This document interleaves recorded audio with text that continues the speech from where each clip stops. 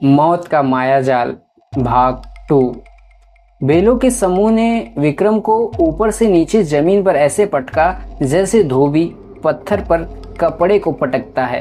विक्रम की चीख निकली और वह बेहोश हो गया। साह, कहीं यह मर तो नहीं गया? सन्यासी ने पूछा। नहीं, केवल बेहोश हुआ है। इसे बेहोश करना जरूरी था, और जब होश में आएगा तो इसे कुछ याद नहीं रहेगा। यह सब कुछ भूल चुका होगा। शाह ने कहा, हमें भी अपनी जगह लौट जाना चाहिए। हमारा यहाँ रुकने का समय समाप्त होने वाला है। तपस्वी ने कहा, जरूर, लेकिन आधा काम करके नहीं। हमें इसे होश में लाना होगा, क्योंकि अगर हमने इसे यूं ही छोड़ दिया तो कहीं ऐसा ना हो कोई जंगली जानवर इसे अपना निवाला बना ले।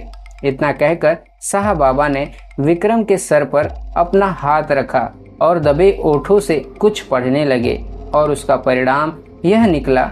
विक्रम ने धीरे धीरे अपनी आंखें खोल दी।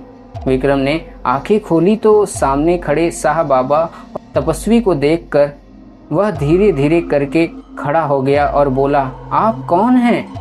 हम लोग यहीं के बसिंदे हैं, लेकिन तुम यहाँ क्या कर रहे हो? शाह बाबा ने पूछा। मैं तो यहाँ किसी की आवाज़ सुनकर आया था। उसके बाद वो सोचने लगा, लेकिन उसे कुछ याद नहीं आ रहा था। उसने अपने कपड़ों पर लगी मिट्टी देखी और फिर हाथ से मिट्टी को साफ करते हुए बोला, कुछ समझ में नहीं आ रहा है कि मेरे साथ क्या हुआ था।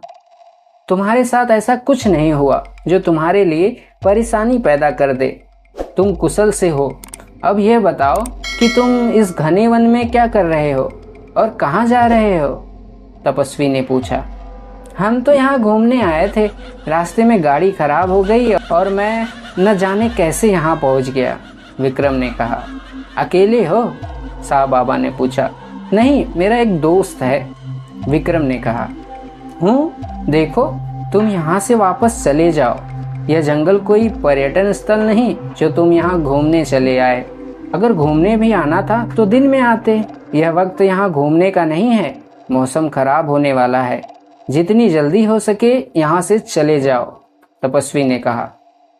देखो बाबा, लाइफ में बिना एडवेंचर्स कोई मज़ा नहीं है। विक्रम ने कहा। और अगर लाइफ ही ना रही तो फिर ज़िंदगी में क्या कर पाओगे, क्या देख पाओगे? इसलिए मेरे बच्चे, अपनी ज़िंदगी के साथ खिलवाड़ न करो और यहाँ से चले जाओ। तुम्हें नहीं पता यह जगह कितनी खतरनाक है। तपस्वी ने कहा। बाबा, मेरी ज़िंदगी छोटी हो या बड़ी, मुझे इससे फ़र्क नहीं पड़ता। बस मैं डर कर जीना नहीं चाहता। विक्रम ने कहा। इससे पहले और कोई कुछ कहता तभी वहाँ सूरज की आवाज़ सुनाई देने लगी। सूरज विक्रम को ढूंढ रहा था, इसलिए वह जोर जोर से आवाज़ दे रहा था। विक्रम ने भी सूरज को आवाज़ दी, लेकिन शायद सूरज तक विक्रम की आवाज़ नहीं पहुंची। तो विक्रम बोला, बाबा, लगता है मेरा दोस्त मुझे ढूंढ रहा है। मैं उसे यहीं बुलाकर लाता हूँ। दोनों ने मुख सहमति दे दी तो विक्रम वहाँ से चला गया। थोड़ी दूरी पर ही विक्रम को सूरज मिल गया और फिर विक्रम ने सूरज से कहा, सूरज, अभी चलते हैं। पहले मैं तुम्हें कुछ इंटरेस्टिंग कैरेक्टर से मिलाता हूँ। इस वक्त कौन इस जंगल में जिससे तुम मुझे मिलाना चाहते हो? सूरज ने कहा। अरे आओ तो सही। विक्रम उसका हाथ पकड़कर खींचते हुए ले गया, लेकिन जब वह उस जगह पर पहुंचा तो ना तो वहाँ शाह बाबा थे और ना तपस्वी। वह दोनों यहीं तो थे, लेकिन यहाँ तो कोई भी नहीं है। विक्रम, सूरज ने चारों ओर देखते हुए कहा। यह कैसे पॉसिबल है? वह सफ़ेद कपड़े और सफ़ेद बालों वाले बाबा और साथ में उनका दोस्त सन्यासी, दोनों तो यहीं पर थे। उसने भी चारों ओर देखते हुए कहा। क्या कहा तुमने? सफ़ेद कपड़े वाले शख्स? उसने आश्चर्य से पूछा। हाँ, उन्होंने सफ़ेद कपड़े पहने हुए थे और उनके चेहरे पर सफ़ेद लंबी दाढ़ी थी। विक्रम ने कहा। ओह माय गॉड, बहुत खुशकिस्मत हो। तुम नहीं जानते। तुमने किसको देखा है? सूरज ने कहा। मैं कुछ समझा नहीं। तुम्हारे कहने का मतलब क्या है? विक्रम ने पूछा। सूरज थोड़ा भावुक हो गया। उसकी आंखें श्रद्धा से सजल हो उठी और वो बोला, विक्रम, तुमने जिनके दर्शन किए वो कोई आम इंसान नहीं थे, वो पीर बाबा थे और उनके साथ उनके मित्र जोगेंद्र नाथ होंगे। जोगेंद्र नाथ और पीर बाबा दोनों परम मित्र हैं। तुम बहुत सौभाग्यशाली हो जो तुम्हें उनके दर्शन हुए। ये कैसे पॉसिबल है? विक्रम ने कहा। पॉसिबल है मेरे दोस्त। मैंने लोगों से सुना है कि पीर बाबा यहाँ आने वालों को कभी कभी दिखाई देते हैं। वैसे उन्होंने तुमसे क्या कहा? सूरज ने जिज्ञासावश पूछा।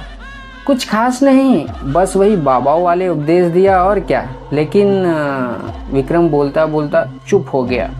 लेकिन क्या विक्रम?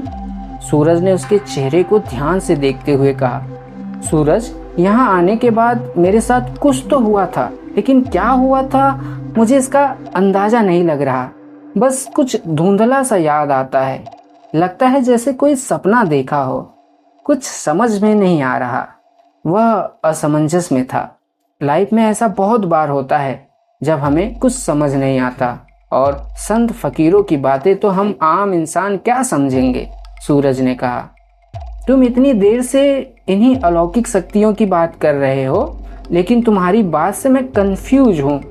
कभी तो मन करता है कि तुम्हारी बात पर विश्वास करूँ, और कभी मन करता है कि यह सब बातें बेकार की बातें हैं। जैसे ही मन तुम्हारी बातों पर विश्वास करने के लिए होता है, तभी मन के किसी कोने से तर्क भरी आवाजें सुनाई देने लगती है और सब कुछ बेकार लगने लगता है। विक्रम बोला। यह तर्क और आस्था की लड़ाई न जाने कितने सालों से चल रही है और आगे भी चलती रहेंगी। आओ चलो चलते हैं, यहाँ रुकना खतरे से खाली नहीं, सूरज ने कहा। इसके बाद दोनों दोस्त बात करते हुए गाड़ी तक पहुंच गए, और जैसे ही गाड़ी में बैठे बारिश की ठंडी फुहार होनी शुरू हो गई।